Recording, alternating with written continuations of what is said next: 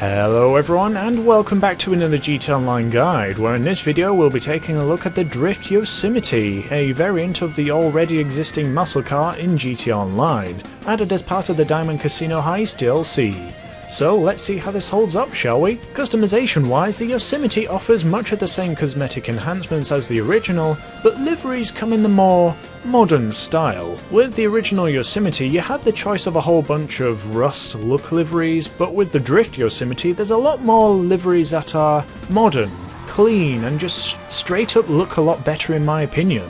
Suspension on the Drift Yosemite is a bit bugged on the car model. Lowering the suspension low enough will cause its wheels to clip through the body. This can be hidden by either leaving your suspension stock, which a lot of people won't want to do, or cover it up by using a trunk cover, which come in many different styles. Now, as you may expect, the Drift Yosemite is a slidey car. Power sliding as a result makes you feel like you're outfitted with Toys R Us wheels, but that doesn't mean that the Drift Yosemite can't hold its own against the regular Yosemite, as you're about to see, beginning with the 50 km/h launch performance test.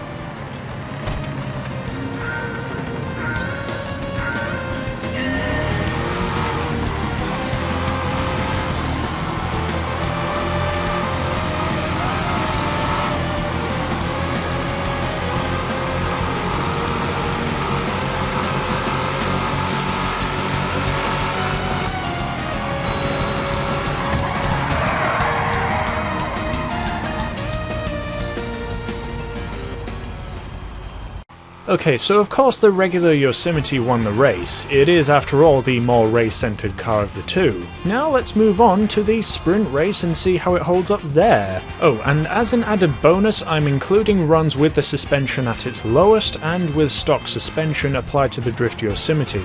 The standard Yosemite will have lowered suspension as per usual with all the runs of the cars in this test. The reason I'm doing this is because I've done all the footage for this video in single player using mods, so I'm preparing for both scenarios if or if not Rockstar allow the application of lowered suspension in GT Online to this car without mods, which would inadvertently make the wheels clip through the car's model, which it shouldn't, and if Rockstar tested this and noticed the issue, it shouldn't be in the game. But it might still be anyways because Rockstar Games! And if anything else, it gives us a little look as to how the car is affected through the suspension setup. Anyways, with that explained, let's take a look and see how the cars perform, shall we?